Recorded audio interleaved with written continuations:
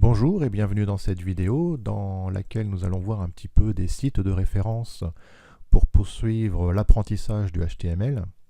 Alors cette vidéo va être assez courte, c'est simplement pour vous présenter un peu de la documentation technique puisque je vous encourage à venir consulter dès que vous avez un doute sur une balise ou un élément, ou que ce soit aussi HTML ou pour le CSS qu'on verra plus tard, puisque généralement ces documentations vont être des documentations HTML, CSS, JavaScript, PHP, etc. Il y a différents types de langages. Alors, je vais vous présenter d'abord le MDN, le Mozilla Developer Network, à l'adresse developer.mozilla.org/fr, puisque ce site est traduit en français.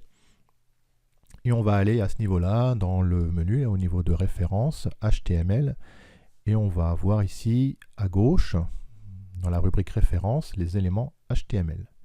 Donc on va pouvoir cliquer dessus et on voit qu'on a tout un tas de balises HTML, notamment avec aussi des petites balises qui comportent une petite poubelle ici, puisque ce sont des balises qui sont devenues obsolètes et qu'il ne faut plus utiliser.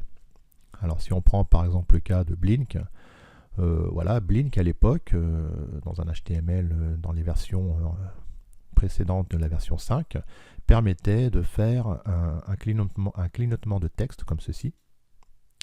Mais maintenant, on nous met bien des warnings là en rouge qu'il ne faut plus utiliser cette balise. Voilà. Donc dans tous les cas, cette formation HTML que je vous propose permet de voir l'essentiel des balises HTML, mais bien évidemment, on ne va pas toutes les détailler en détail. Pour ça, je vous renvoie donc à ce type de site pour approfondir votre apprentissage et puis aussi pour voir notamment des exemples de syntaxe si vous avez des doutes parfois sur certaines balises. Donc on a vu par exemple les balises de titre, là H1. On nous précise bien qu'on a des titres qui vont de niveau 1 à 6. Et à chaque fois, on a toujours des petits exemples. Donc vous pourrez toujours voir le détail de ces balises et puis voir les différentes propriétés s'il y en a, enfin les différents attributs. Donc je vous encourage vivement à aller voir ce genre de site. Et puis je vais vous présenter aussi le site W3School, donc à l'adresse www.w3school.com, qui permettra aussi de voir, il y a quelques petits tutoriels, etc. Donc cette fois, ce site est en anglais. Donc je vous renvoie ici aussi au HTML référence. Et là également, on a tout un tas de balises qu'on va pouvoir consulter. Donc là encore, on a des choses, des balises en rouge on nous indique bien que ce n'est plus supporté par le HTML5 et qu'on fait plutôt généralement du CSS à la place. Donc voilà tout un tas de balises.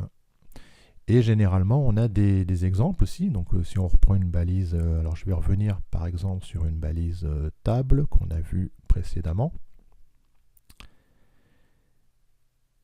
Donc c'est trié par l'alphabétique, voilà. Donc on a une balise table, on nous montre bien qu'on a une balise table avec des balises TR, TH et puis TD, comme on a vu dans notre cours précédent. Et on a surtout un certain nombre d'exemples et aussi on a des compatibilités avec les navigateurs, donc ça c'est important aussi de regarder de ce côté-là, puisque votre code HTML, il faut veiller à ce qu'il soit bien compatible avec l'ensemble des navigateurs actuels.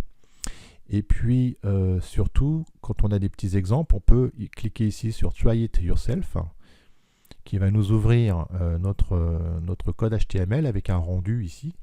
Et on peut très bien consulter, enfin on peut très bien saisir du texte ici pour modifier quelques valeurs. Donc là par exemple, au lieu de mettre du dollar, je vais mettre en euros.